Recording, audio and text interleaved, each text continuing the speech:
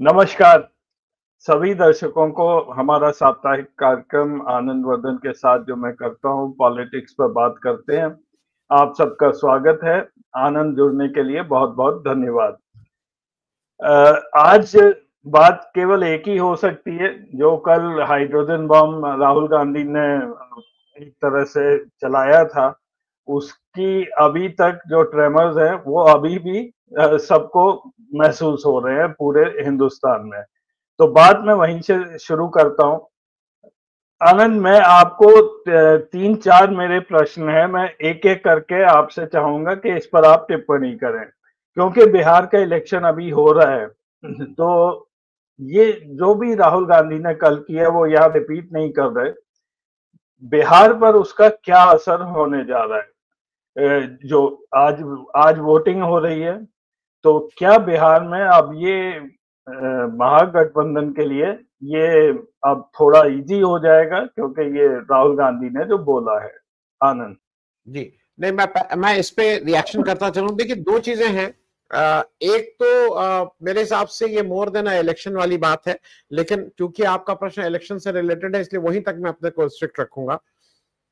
जो कल जो कुछ भी हुआ है उसका मेरी जो समझ है उसका इफेक्ट इस वाले जो ये आज वोट पड़ रहा है उस पे बहुत थोड़ा बहुत हो सकता है। मतलब इट इज नॉट कोई सिग्निफिकेंट असर पड़ेगा ऐसा मुझे नहीं लगता है, क्योंकि कल दिन में आते आते जिस समय राहुल गांधी ने सब बात कही उस समय तक मुझे ऐसा लगता है कि मेजॉरिटी नहीं, करीब करीब सारे वोटर्स ने अपना मन बना चुके होते हैं कि वो कहां वोट कर रहे हैं। मतलब जो इलेक्शन का जो एक नैरेटिव होता है वो करीब करीब सेट हो चुका होता है। लेकिन ऐसा ये कहना कि ये नहीं पड़ेगा, बिल्कुल ये बिल्कुल फर्क पड़ेगा। कितना पड़ेगा इसमें नहीं, लेकिन मेरे हिसाब से बहुत निग्लिजिबल। लेकिन इस चरण में 121 सीटें हैं, अगले चरण में 122 सीटें हैं।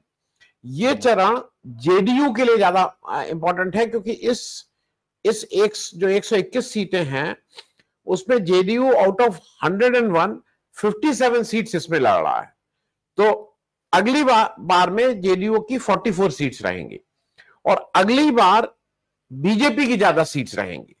तो मेरे हिसाब से जो नेक्स्ट चरण का जो वोट है, जो 9 तारीख को डाला जाएगा, 9 की क्या उधर को डाला जाएगा, उसमें ज्यादा इफेक्ट दिखाई पड़ेगा। ये मुझे इसकी संभावना लगती है 11 तारीख को, माफ कीजिएगा 11 तारीख को, क्योंकि थोड़ा जैसे आप लोगों को हजम होने में, समझने में, अब वो ठीक है बीजेपी की ट्रोल आर्मी एक अपना लग गई है कि वो क्यों नहीं किया, वो फलाना नहीं किया। उसमें इलेक्शन कमीशन भी कह रहे हैं कि आपने कंप्लेन क्यों नहीं किया, मतलब ये कुछ उसी तरह की बात है।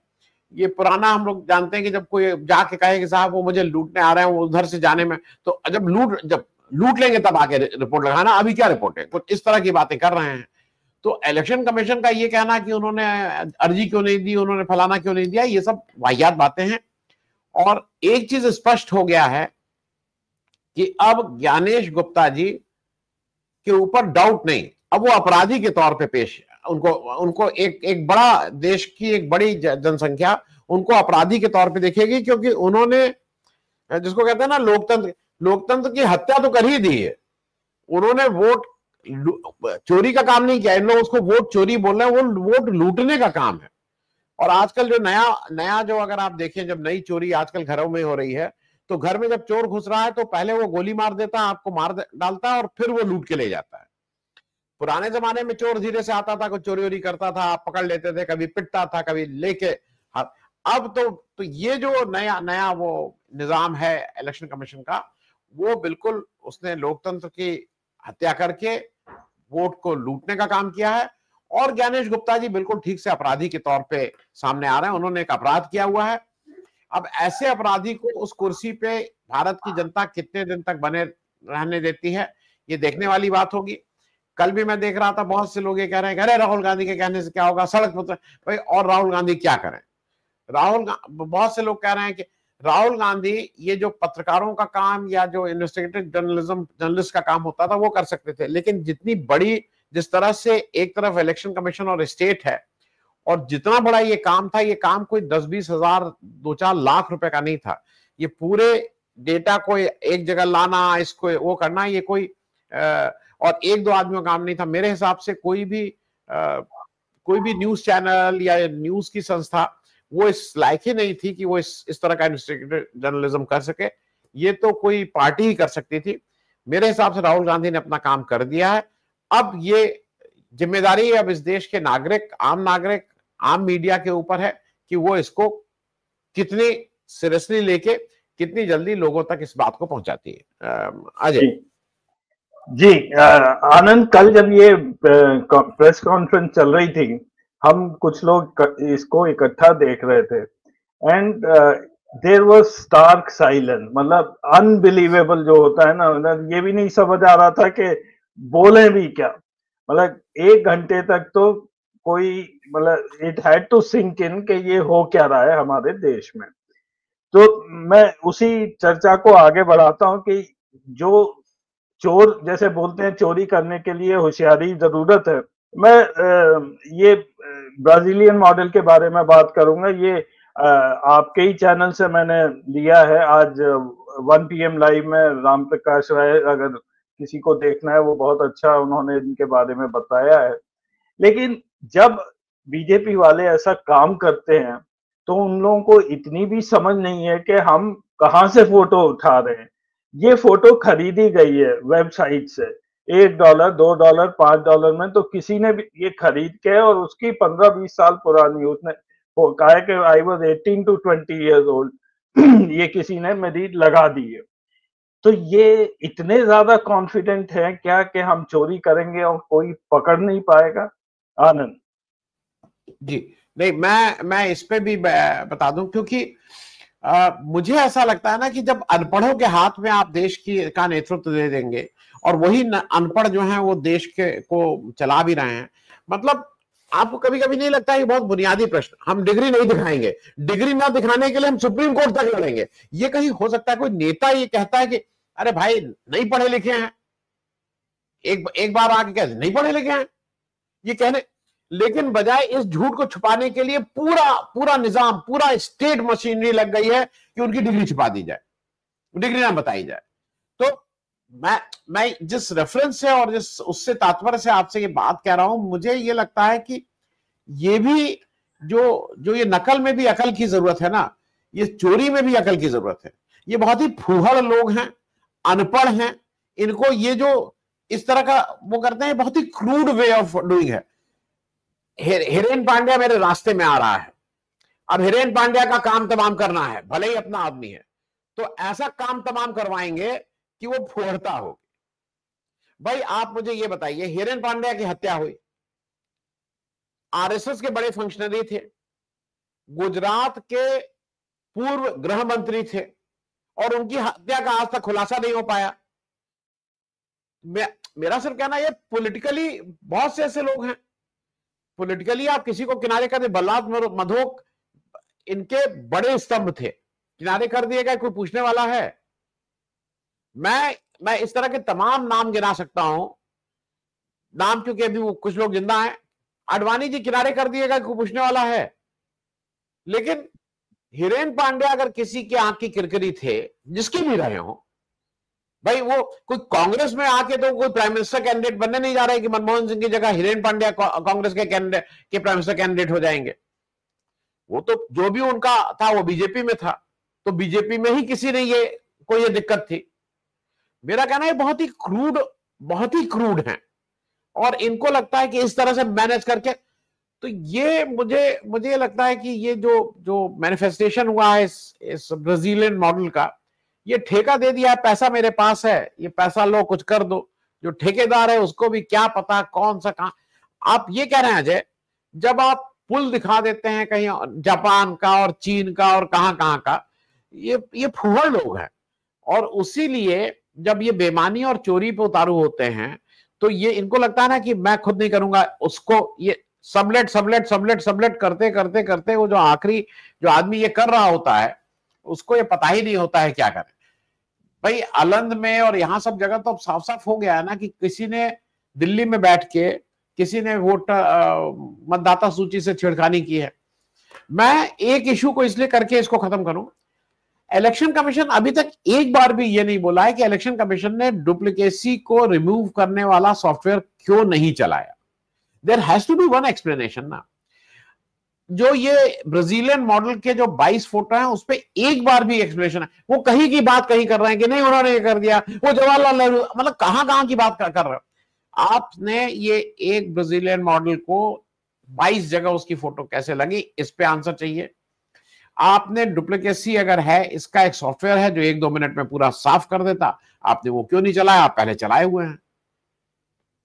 तो ये जो प्रश्न है ये ऐसे थोड़े है कि आप इसको धीरे से कारपेट के नीचे कर देंगे, क्योंकि बात यह है कि आपने वोट को लूटा है, और वोट लूटने के बाद किसी भी स्वतंत्र राष्ट्र में, किसी भी उस जगह, जो आम आदमी के पास एक ही चीज होती है और वो उसका लोकतांत्रिक अधिकार होता है। अगर लोकतांत्रिक अधिकार ना हो, आपको लाख कुछ हो जाए, जीने को तो लोग नॉर्थ कोरिया में जी ही रहे हैं, तो ऐसा थोड़ी है कि वहां कोई आदमी सब स्वर्ग पहुंच गए हैं या नर्क पहुंच गए। तो वो एक अलग बात है, लेकिन लोकतांत्रिक अधिकार अगर आदमी का कोई छीन रहा है तो उसका एक तरह से सब कुछ छीन रहा है। मतलब उसकी नागरिक स्वतंत्रता, उसकी सामाजिक स्वतंत्रता, उसकी आर्थिक स्वतंत्रता, एवरीथिंग इज अंडर थ्रेट। और ये हमारे, आप और सभी की ये एक सामूहिक जिम्मेदारी है कि इस लूट को हम सबसे जो भी बन पड़े उस तरह से इसका प्रतिकार तो करना चाहिए। अजय जी आनंद, अब आते हैं, आप जैसे बोल रहे हैं रिस्पांस इन लोगों का, इनके मंत्रियों का भी रिस्पांस आप देख लीजिए। पहली चीज, मेरे को नहीं पता कि मोदी जी या अमित शाह ने कोई रिस्पांस दिया है। शायद वो इस वक्त इतने शॉक में है, क्योंकि मोदी जी आप देखेंगे हर चीज पे बोलते हैं राहुल गांधी के लिए, कुछ भी बोलेंगे, लेकिन मेरे ख्याल से कल से कोई उनका स्टेटमेंट आया नहीं है। किरण रिजिजू जो हमेशा ही उनको आगे करके राहुल गांधी को ट्रोल करते हैं, उनका स्टेटमेंट आया कि ये विदेशी ताकत है या ये क्या बोल रहे हैं, अनाप शनाप बोल रहे हैं वगैरह वगैरह। लेकिन देश का यूथ जो है वो मोदी जी के साथ खड़ा है। जेन जी के बारे में वो बोल रहे थे। बीजेपी की राधिका खेरा ने ये कहा है, ये ब्राजीलियन मॉडल का जो चार्ज था कि वोटिंग के लिए तो इटालियन वुमेन भी इंडिया में वोट करती हैं। मतलब किस हद तक और क्या बेहूदी का ये कमेंट है। सोनिया गांधी इस देश की नागरिक है, बात हो रही है, आपने कहीं से एक लेडी को उठा के और वोटिंग लिस्ट में डाल दिया है। तो इन लोगों के ऊपर के कैटेगरी के भी जो लोग हैं, पॉलिटिशियन हैं, मंत्री हैं, ये भी कोई बेटर नहीं है। आनंद नहीं, बेटर नहीं है, ये इसीलिए ऊपर है क्योंकि उनके उनके ये इतने घटिया हैं, क्योंकि जो नेतृत्व है वो घटियापन से इनको चूज करता है। भाई वो जितने लोग हैं वो घटिया हैं, इसलिए दे आर देयर। अच्छे होते तो वहां नहीं होते। तो एक तो ये बिल्कुल क्लैरिटी आपने रख ली। किरण रिजिजू ये जो कह रहे हैं ना कि अब हर चीज में वही कि वो विदेशी ताकतें, और अरे भाई कोई भी ताकत हो, आप अगर वोट को लूटने का काम कर रहे हैं तो ये लूटने का काम तो ज्ञानेश गुप्ता कर रहे हैं। और ज्ञानेश गुप्ता को अपॉइंट किसने किया है? जो अपॉइंट किया है उसकी जिम्मेदारी है। मैं जनजी पे भी थोड़ा बोलना चाहूंगा। जनजी को जो बार बार इन लोगों को मुश्किल हो रही है ना कि जनजी क्यों बोल रहे हैं, राहुल गांधी जनजी क्यों बोल रहे हैं। जनजी इसलिए बोल रहे हैं अजय, उसका सीधे गणित समझ लीजिए। गणित यह है कि बिहार में 25 साल से कम एज के लोग 58% हैं। 58% population of Bihar is less than 25। और मतलब ये आंकड़े मैं इसलिए दे रहा हूं कि जो स्टेट है, जो देश का जो एवरेज है, बिहार की जो मीन एज है, मीडियन या मीन जो भी कहते हैं, मतलब जो टोटल बिहार की एज को मिला के उसको अगर किया जाए, दैट इज 22 ईयर्स। बिहार बहुत यंग, बहुत युवा राज्य है।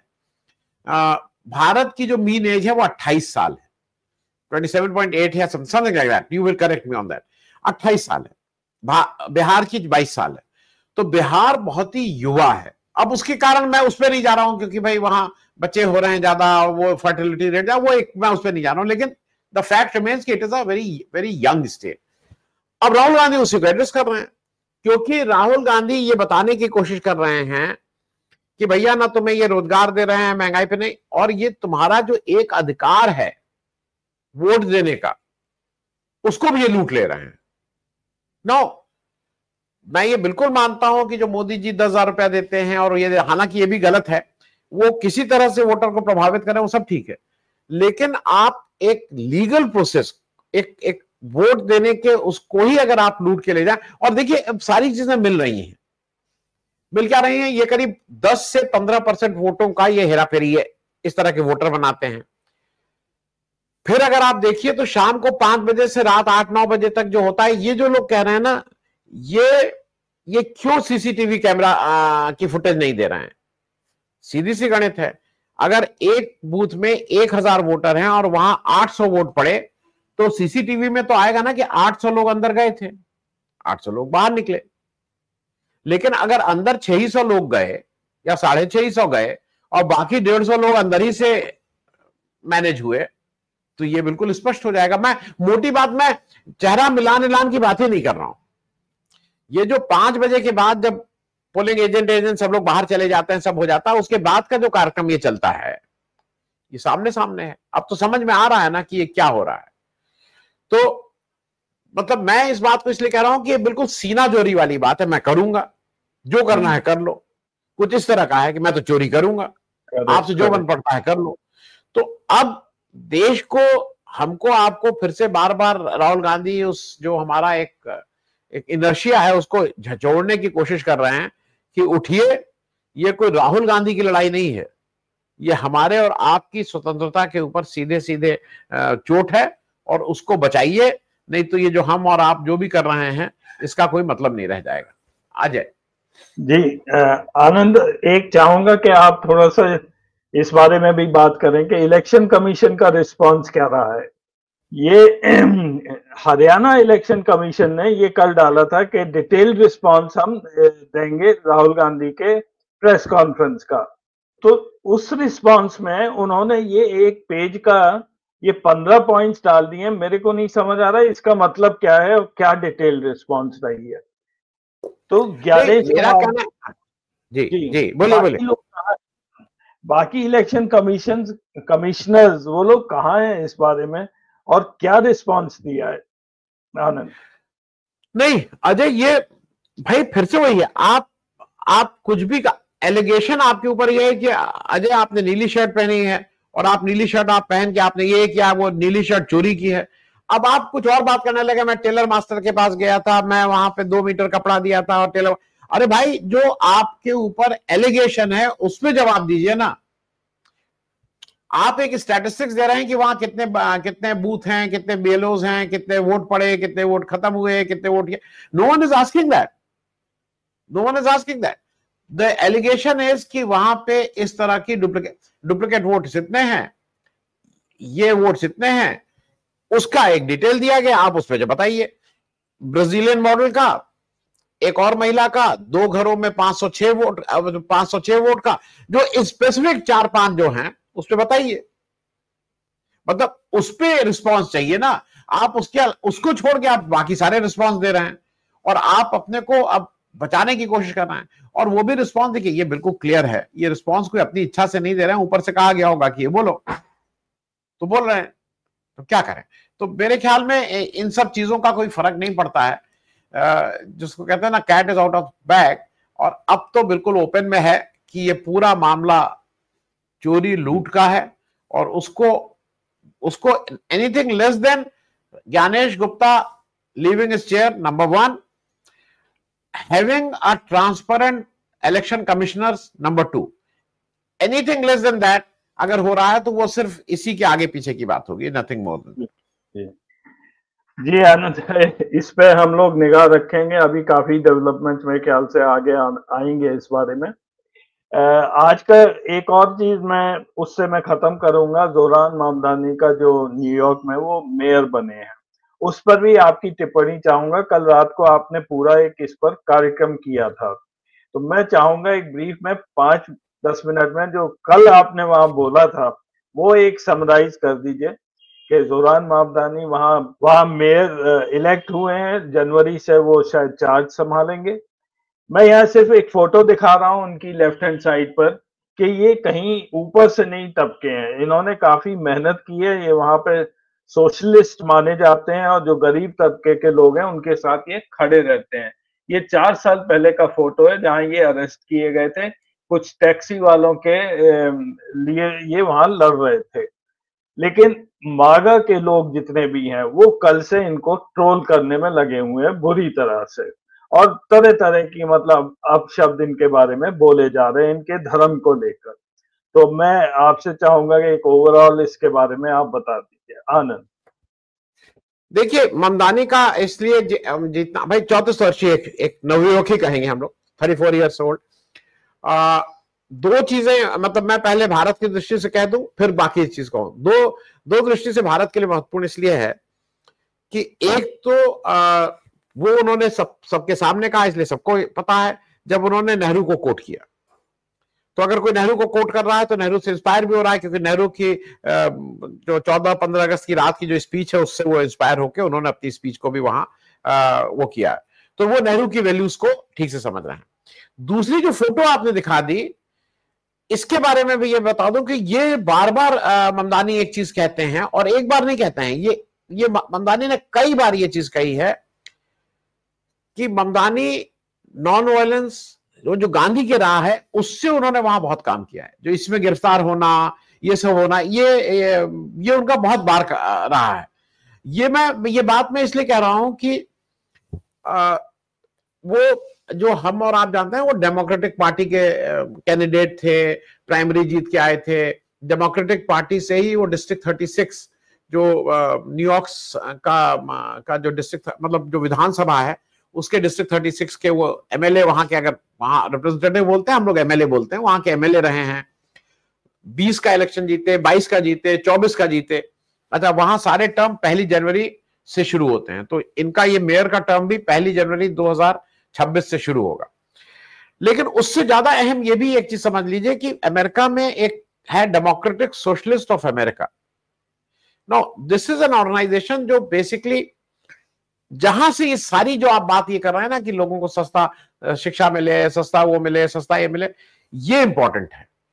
और ये इंपॉर्टेंट इसलिए है क्योंकि ये उस डेमोक्रेटिक सोशलिस्ट ऑफ अमेरिका, ये कोई पार्टी नहीं है, it's a front, it's an organization. और इसमें बहुत से पार्टी के लोग भी हैं, रिपब्लिकन्स नहीं है लेकिन बाकी ये लोग, जो हमारी आम भाषा में लेफ्ट बोला जाता है, सोशलिस्ट बोला जाता है, उस विचारधारा के हैं, जहां पे इनको लगता है कि सबको समान शिक्षा, समान वो, बराबरी की बात करें, लोगों के अवसर वो करें, सस्ता करें, मजदूरों की बात करें, ये उस तरह की बातें कर रहे हैं। तो ये आज से नहीं है, कोई ओवरनाइट उन्होंने चुनाव जीतने के लिए किया है। जो मुझे एक जो अच्छी बात लगी ये कि ममदानी ने अपना चुनाव जीतने के लिए अपना कोई स्टैंड नहीं बदला। ममदानी जैसे थे वैसे हैं। ममदानी ने जो अपने जीवन में पिछले 6-8 साल में पॉलिटिकली मैं बोल रहा हूं, जो उन्होंने किया वो उसी पे खड़े रहे।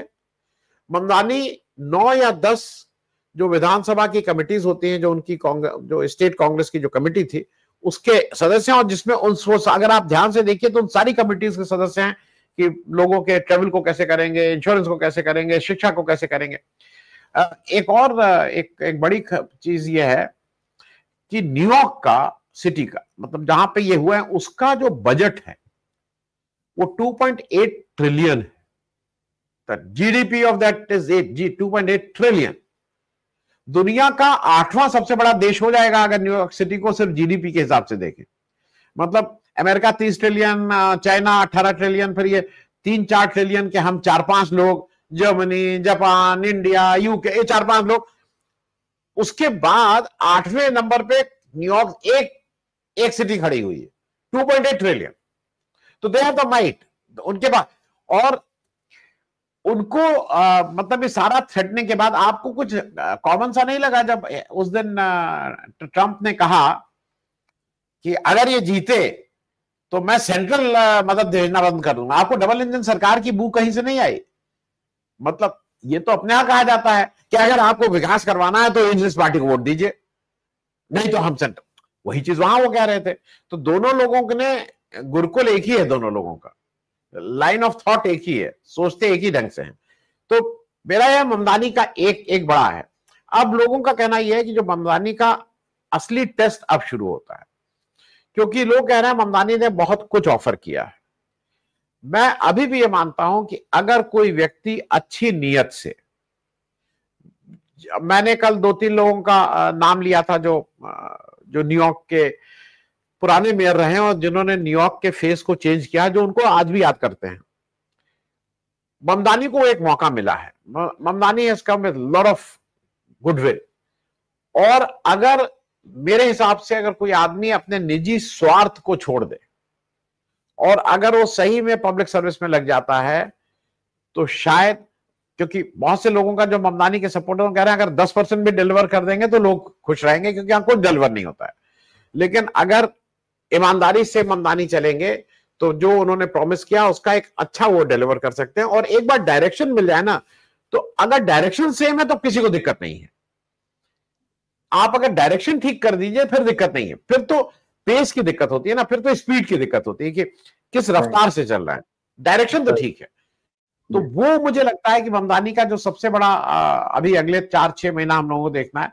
और दूसरा, ममदानी बिल्कुल ठीक से, अब वो सोचिए वो एक न्यूयॉर्क सिटी के मेयर हैं, उनके सामने ट्रंप किनको खड़ा करके किनसे ताल ठुकवा रहे थे, और मैं उस आदमी का का भी मैं we must acknowledge that man, जिसको इन्होंने इलेक्शन हराया, जो इनको 50.7% कहते हैं, उनको 40% वोट मिले हैं, जो न्यूयॉर्क स्टेट के पुराने गवर्नर रह चुके हैं, मतलब वो न्यूयॉर्क स्टेट के चीफ मिनिस्टर रह चुके हैं, वो मेयर का इलेक्शन हारे हैं। लेकिन वी मस्ट एडमायर कि वो मेयर का इलेक्शन, कल जब वो अपनी स्पीच देने आए थे, जो उसके बाद इलेक्शन बाद की स्पीच, उन्होंने जो बात कही है, उन्होंने अपने सपोर्टर्स से कहा, जब वो बू कर रहे थे ममदानी को, उन्होंने कहा नहीं, बिल्कुल नहीं। और उन्होंने सख्त उसमें कहा, उन्होंने कहा नहीं, ममदानी है वो, वी एज अ न्यूयॉर्क के रहने वाले लोगों के तरफ से we promise that we will be working together, जो ममदानी को सपोर्ट चाहिए वो हम लोग देंगे, और न्यूयॉर्क सिटी को एक हम, ये नई सी चीज थी, उसने दैट मैन हैज प्रॉमिस्ड। तो मुझे ऐसा लगता है कि ट्रंप के सामने कोई विकल्प नहीं रह जाएगा। ट्रंप बिल्कुल थोड़े जोकर टाइप इसमें निकल के आए हैं, क्योंकि वो रेटोरिक किए थे। दूसरा, एक छोटी चीज कह के खत्म करूंगा, ममदानी को इस्लामिक बोला जा रहा है। पहली बात यह है कि जो टोटल जो स्टेट का जो वहां पे मुस्लिमों की आबादी है वो 2% से कम है। ममदानी के जो, मतलब अगर ममदानी को आप मुसलमान के रूप में देख रहे हैं तो 2% से कम है।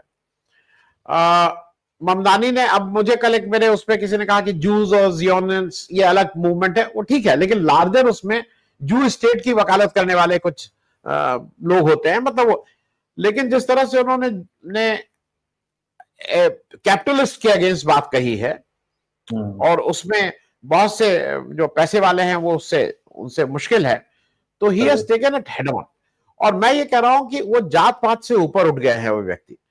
तो एक नौजवान, एक नवयुवक जो शायद ज्यादा कनेक्ट है जिसका, एज कंपेयर टू 70 साल 80 साल के लोगों से, उसको मौका मिला, और ये बहुत वेलकम चीज है। और मैं एक चीज और कहूंगा, भारत को इस समय मेरे ख्याल में तुरंत रिस्पॉन्ड करके, क्योंकि एक हमारे लिए it is a matter of pride, someone from the Indian origin, पिता गुजराती मूल का, माँ पंजाबी मूल की, ये सारा तो हमारे लिए मैटर ऑफ प्राइड होना चाहिए। लेकिन डर के मारे उसको कॉन्ग्रेचुलेट भी नहीं कर रहे जी, बड़े पापा उठक बैठक ना करवाने लगे, तो इसलिए कोई नहीं। लेकिन मतलब somehow I feel it is a very welcome change, और जो दुनिया की जो भी पॉलिटिक्स हो रही है उसमें ये एक it is very refreshing. Ajay ji, thank you very much Anand, जुड़ने के लिए। आज समय बस इतना ही है, फिर आगे चर्चा करेंगे। थैंक यू वेरी मच, नमस्कार। Thank you Ajay, thank you.